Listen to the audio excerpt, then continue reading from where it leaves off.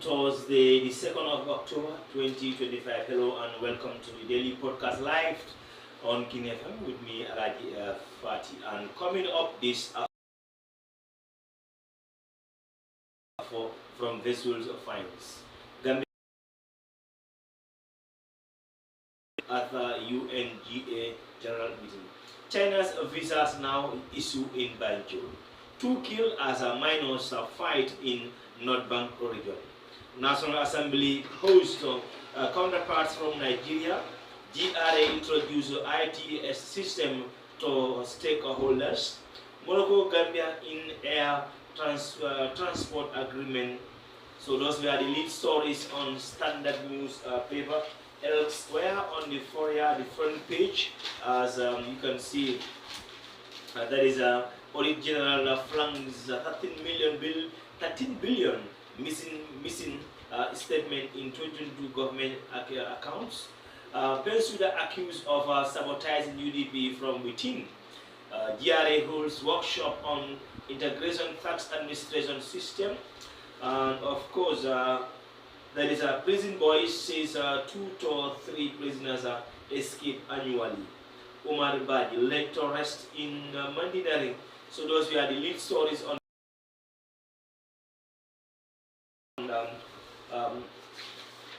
4-year-old company march 76th anniversary celebrated in the Gambia and China. They also have their independent anniversary. Newspapers for you this afternoon. Be reminded that you are listening to the daily. Here, my name is Alhagie Fatty and this is your daily podcast.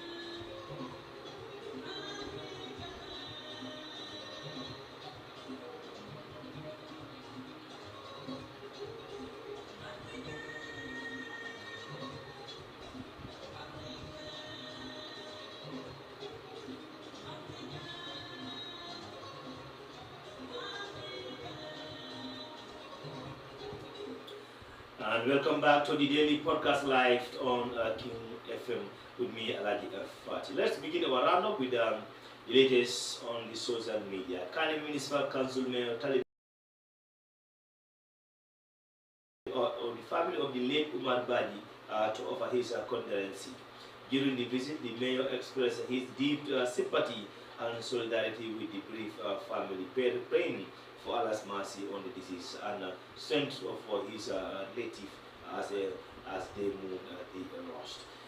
So still on the daily podcast roundup, that is the latest on the social media updates for you this afternoon. And still in the Gambia, the Embassy of People's Republic of China in the Gambia on Tuesday hosted a diplomatic reception at the Salon Kaiwajara Conference Center in Bijilo to mark the country's 76th anniversary of the founding of the Republic of China.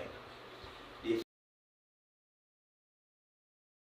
China struggle and foreign aggression, the People's Republic of China embarked on a new era. Organizing the Beijing reflects on China's remarkable transformation, particularly during the last 4 decades of reforms and open up.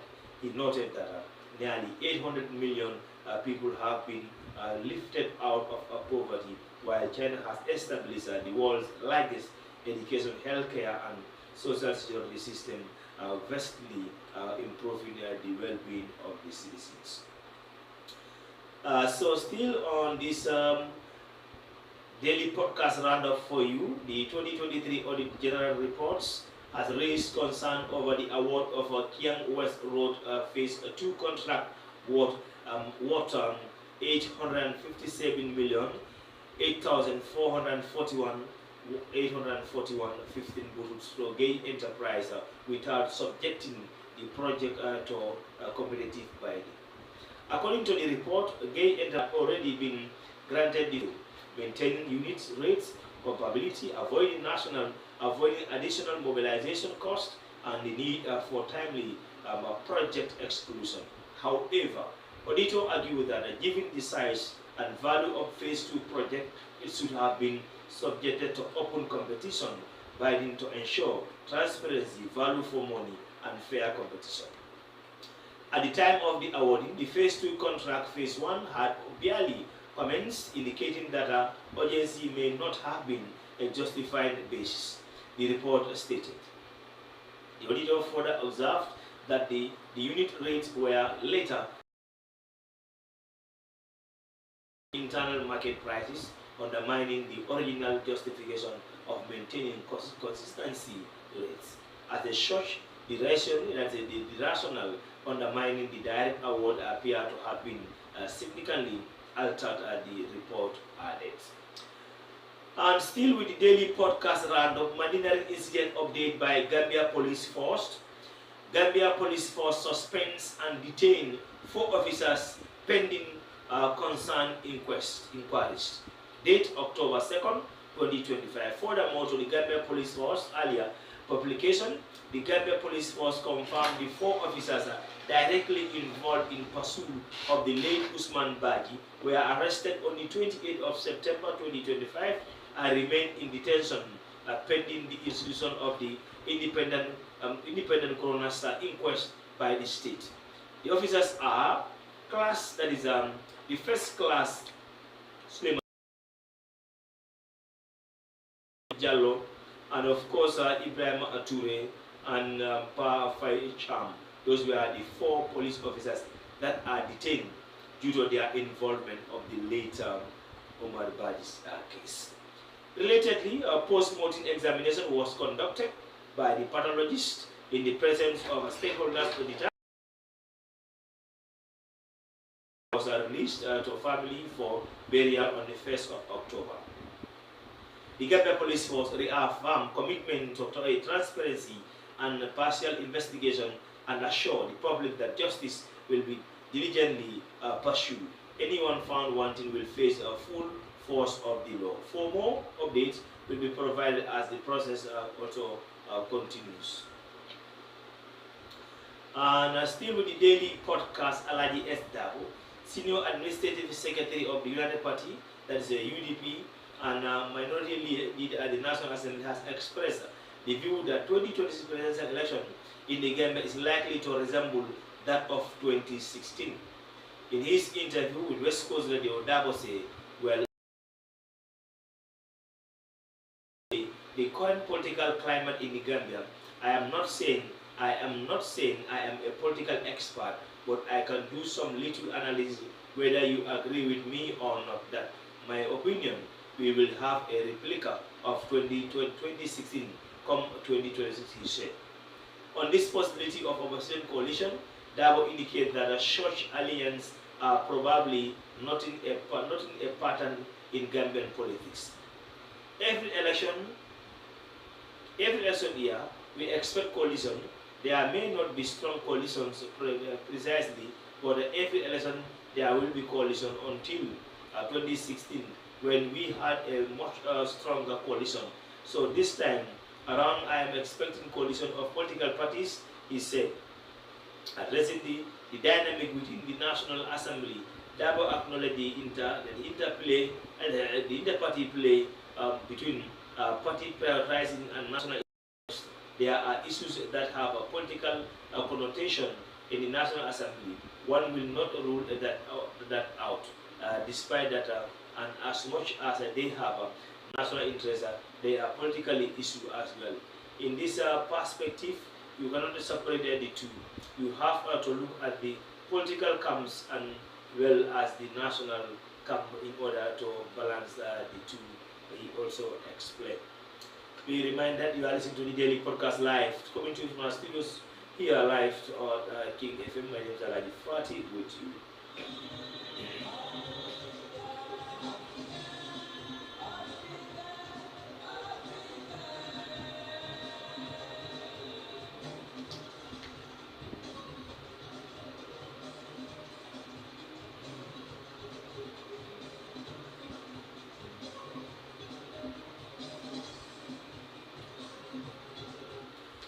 Welcome back to the daily podcast. Mohamed M. Drame, Ward Councillor for Dibakunda in Cardiff Municipal Council, has formally resigned from the United Democratic Party (UDP) effective October 1st. In his resignation letter dated September 29th, Drame cited ideological differences as the reason for his departure, noting that the decision was not easy given his long-standing contributions in concluding the nomination and election process in 2023 local government polls. And of course, those were the stories that we read it for you this afternoon regarding the day-to-day affairs of this week. So let's take a short break, and when we return, we take you to the international scene.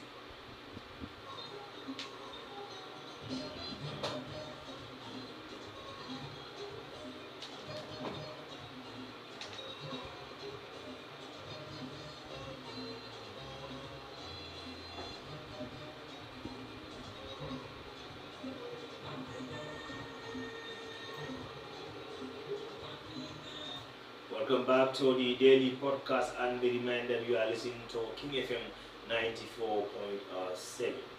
Now, to mark the 2 years of the war in Gaza, our correspondent brings you this special episode of the Global News podcast from the BBC Bureau in Jerusalem. So more on that, let's join BBC for details on that.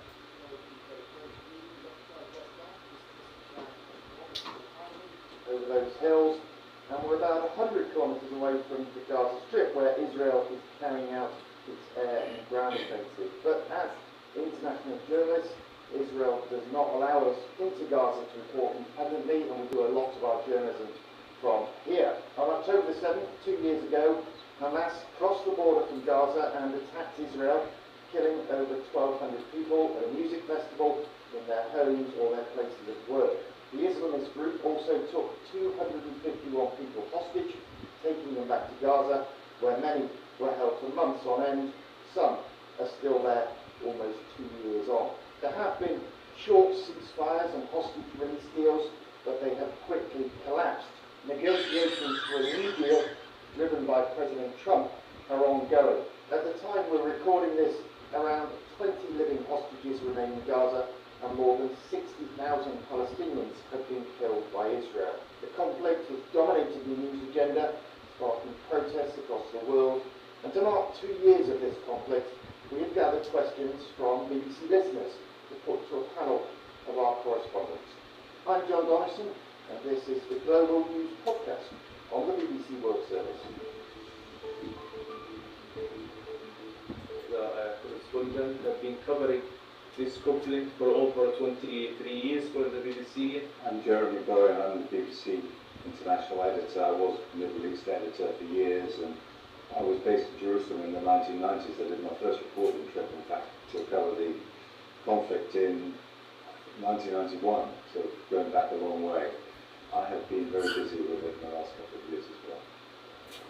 Okay, so we've got literally decades of experience here. Johan, I'm going to start with you. You've been working on October the 7th, 2023. When you woke up that day and heard the news, what was your reaction? A busy day, I imagine, and did you think you'd be where we are today?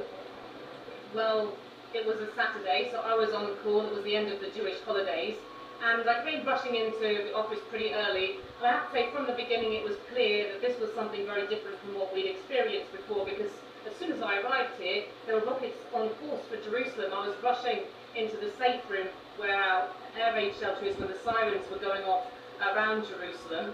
And my main memory of that day is my own real disbelief as the words were coming out of my mouth, telling people the news.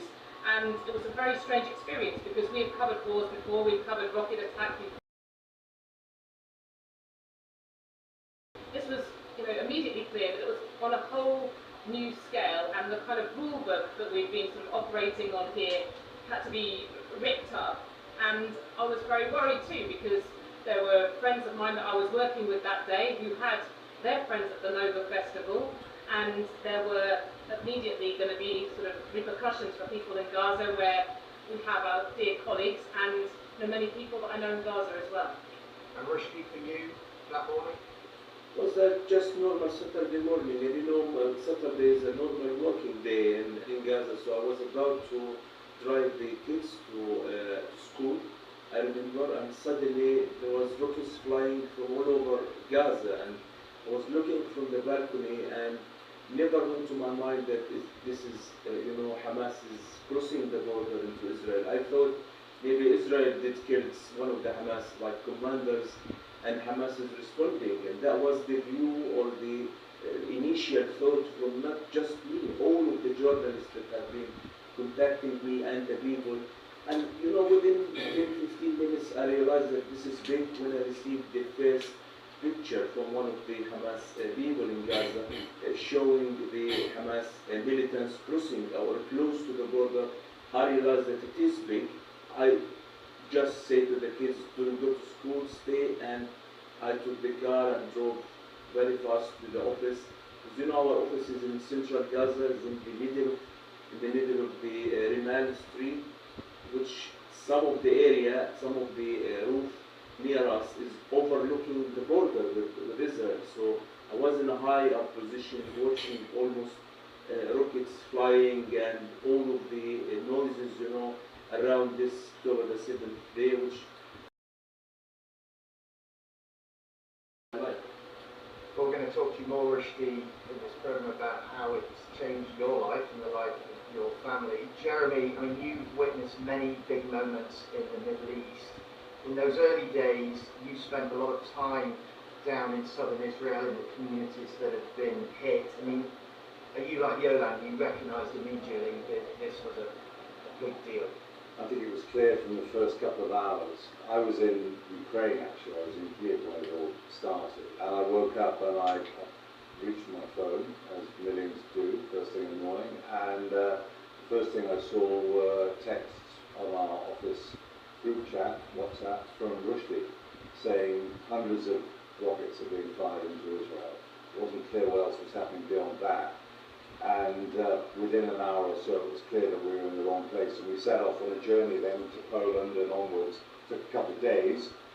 By the Monday morning with my team from Ukraine, we arrived in Ashkelon, which is the Israeli town which is just at the very north of the Gaza Strip, and we were basically there most of the time between then and the end of the year until Christmas more or less.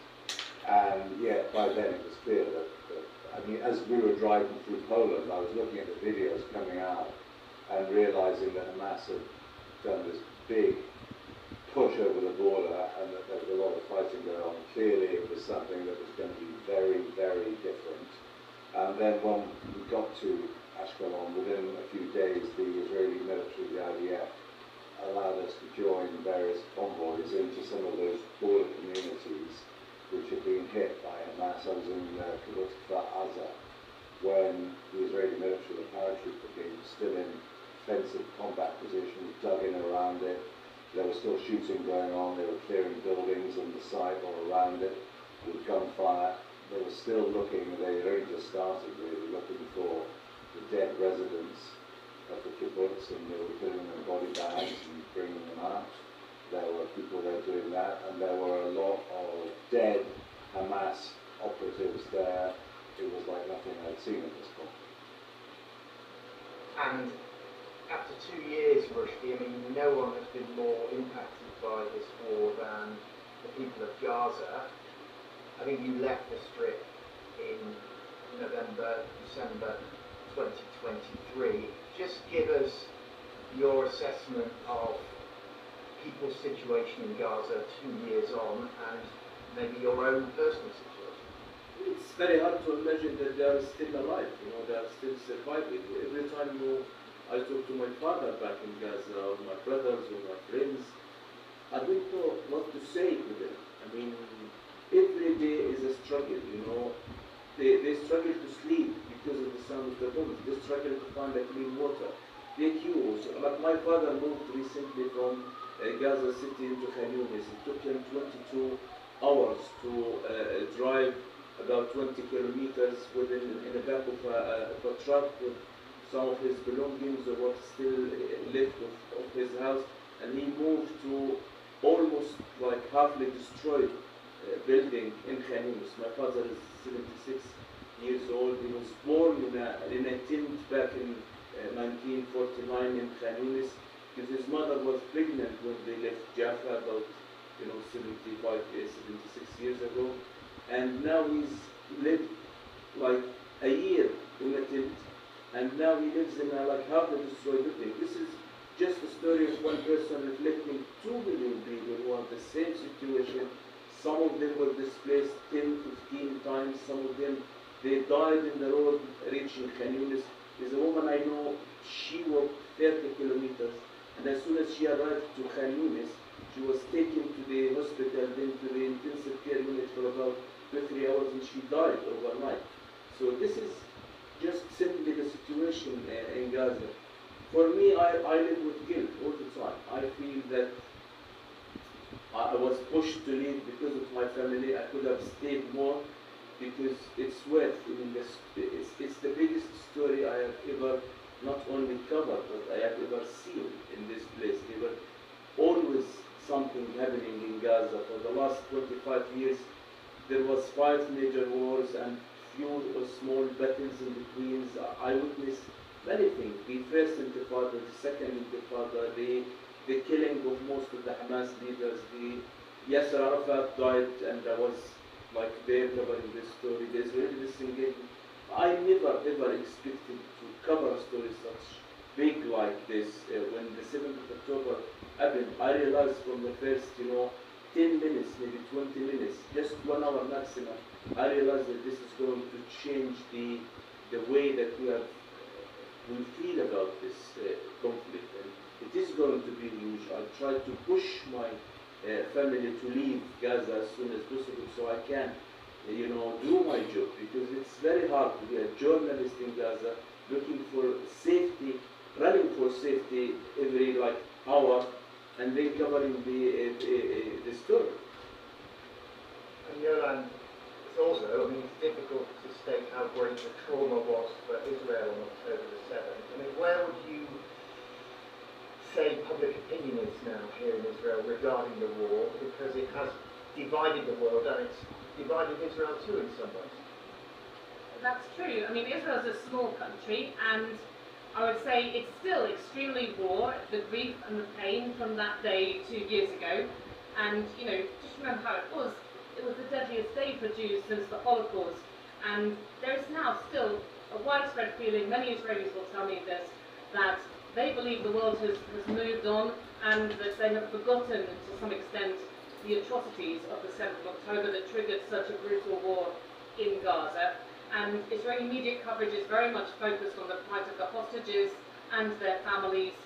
There are 48 hostages still being held in Gaza, of whom 20 are believed to be alive, evidently in very bad conditions. We have the testimony of the hostages who've come back, and it's clear that some of those, at least some of them who are being held, are in Gaza City, and there have been videos from Hamas that just added to the distress of the families. Most of the hostage families, they have been opposed to the government's new military offensive, expanding the war to try to occupy fully Gaza City. They say this will put the remaining hostages' lives in danger, and the bodies of hostages, that they may never be found, basically. And Jeremy, one of the big differences I've found covering this war between Israeli and Palestinian opinion is that Israelis feel that Hamas started this on October the 7th.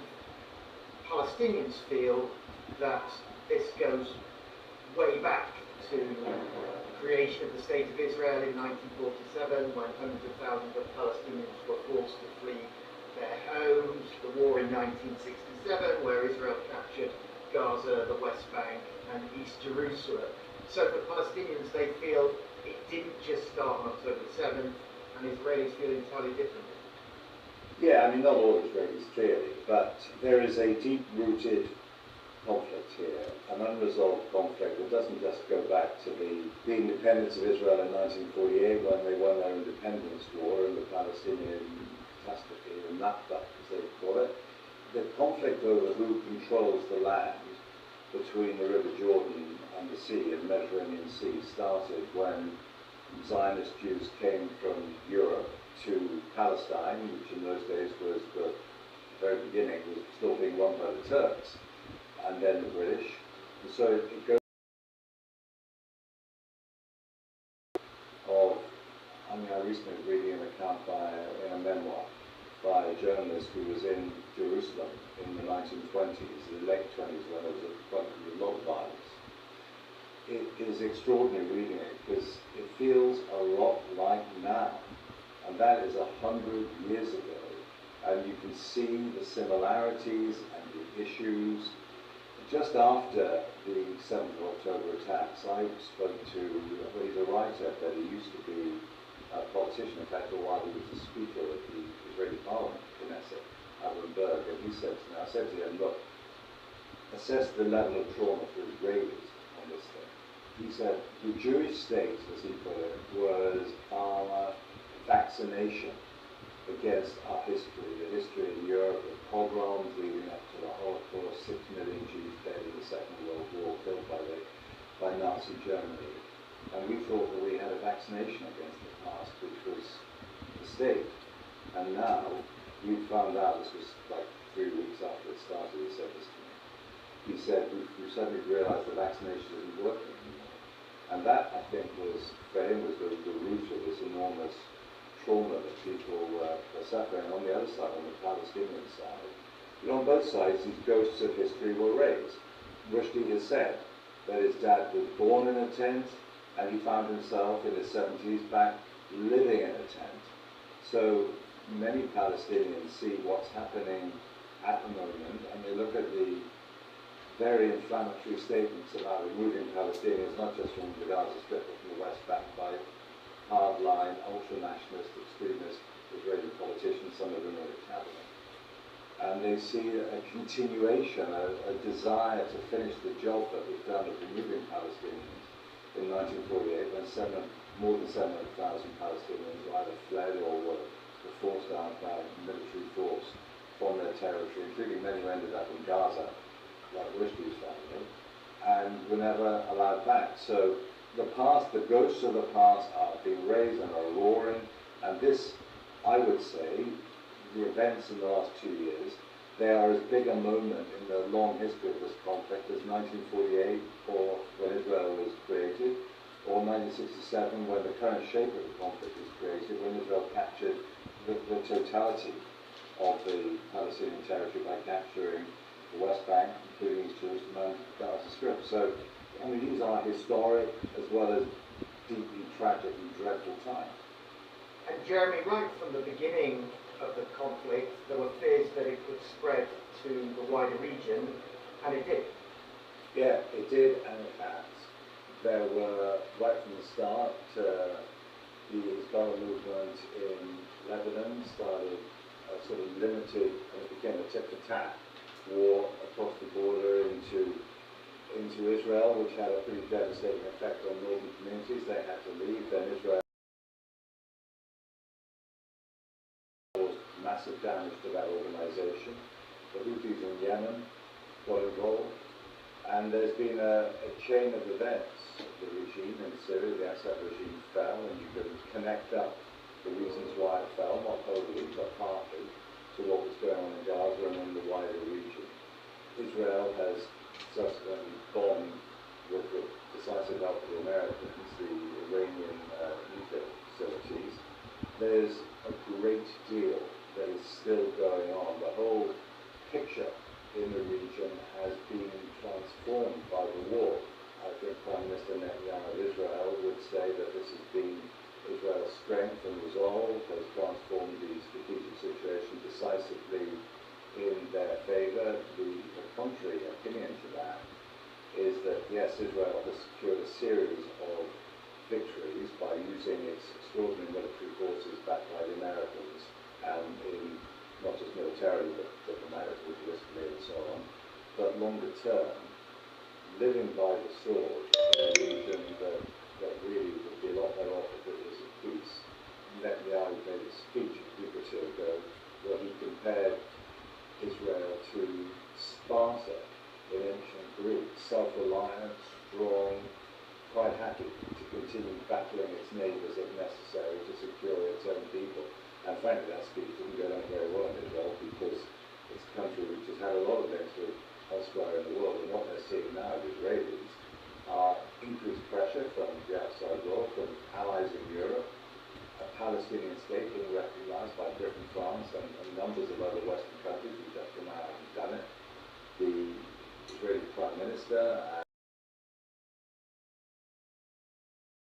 against an issue by the International Criminal Court. There's a genocide case against Israel going on in the International Court of Justice. There's even talk about suspending Israel from sporting activities, from UEFA, from the European Football Authorities, from the World Cup qualifiers. There are all kinds of ramifications going on, and of course at the same time as all of that, there is this massive humanitarian catastrophe in Gaza. More than 65,000 people, mostly civilians, have been killed, and that is continuing.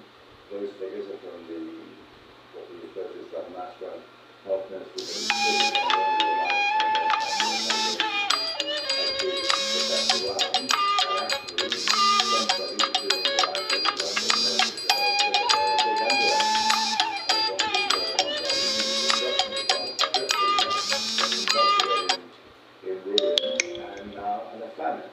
So, I mean, you name it, terrible things are happening and continue to happen. Okay, I'm going to bring in some questions now from our listeners. First one is from Pratik in Mumbai, in India, and it's a question about language. I think that we all have to keep our language careful when choosing this conflict. He says, why does the BBC still not refer to the war in Gaza as a genocide after experts have already labelled it? Why doesn't the BBC refer to Hamas as terrorists? And if you're lucky, Daniela, I'm going to throw this one to you. We stand on this balcony all the time. I stand here and I use all those words: genocide, I use the word terrorist, and I use them with attribution, whether I'm talking UN Commission of Inquiry report or the British government. And that's because the BBC has these editorial policies that we as correspondents, we can comment on those, we can help to shape those. But in the end, we all agree to adhere to those. And that's really with the objective to make sure that our journalism is as impartial, is as accurate as it possibly can be. And the guidelines are supposed to be for our coverage all around the world, where we're catering for a diversity of audiences, right? So the guiding principle that we have is to use descriptive terms to, for example, describe those who are carrying out violence. So that might be using the word attacker or gunman or bombers, whatever that might be. And then we try to explain the facts of what has occurred and what the consequences are. And the idea is that should be meaningful to our audiences wherever they are, and they can make their own value judgments. And if you look at some particular words that say, terrorism, that is the BBC argument there has been that there is no internationally agreed definition of terrorism, I suppose, and that's why we choose attribution, and we're not taking a political side in conflict. This is a conflict, as Jeremy's been saying, it's so deep-rooted, it's so complex, and extremely sensitive, as we all know very well. A question which I think is going to be for you, Rushdie. This comes from Oren in Israel. He sent it in a voice note, and we can hear it now. How many Palestinians are in favor of Hamas today? If there was an election, would Hamas win? Is there any difference between West Bank and Gaza split in terms of opinions?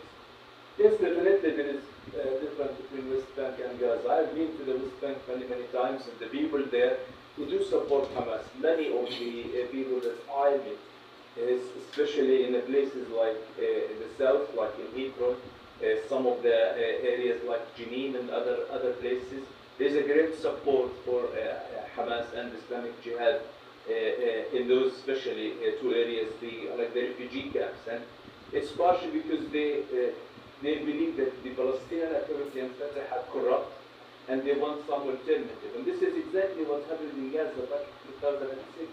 We believe that not all the people who voted for Hamas were Hamas people or in favor of Hamas, but it was on the other side trying to punish PA and Fatah for long-standing corruption existing in Gaza.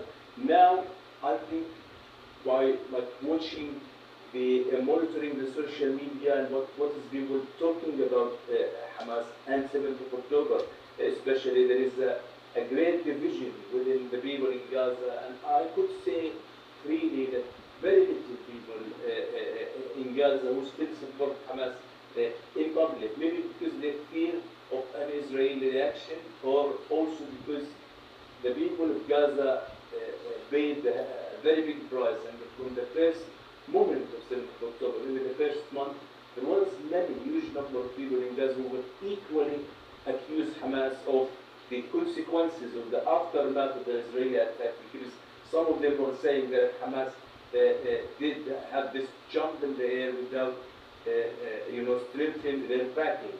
There was no preparation at all in Gaza. They were only preparing tunnels to hide their military. That's what the people in Gaza are saying. There was no enough food. There was no strong health system to deal with the catastrophe that Gaza is facing. There was no food reserve, or water, or electricity, or anything. They just left the people to live this catastrophe without intervening or do anything. So people do publicly criticize Hamas for this, and there is a huge division.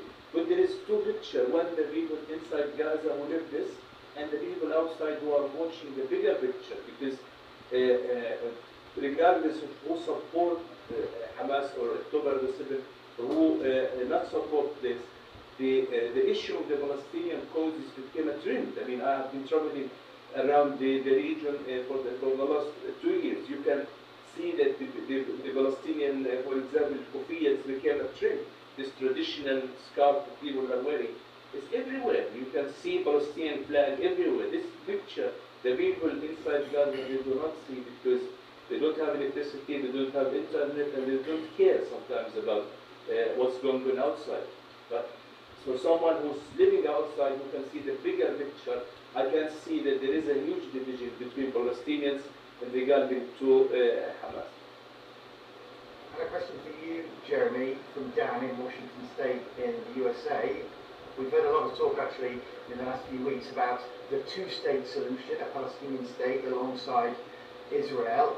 He's asking Dan, what are the prospects of a one-state solution where there is one secular democracy between the river and the sea?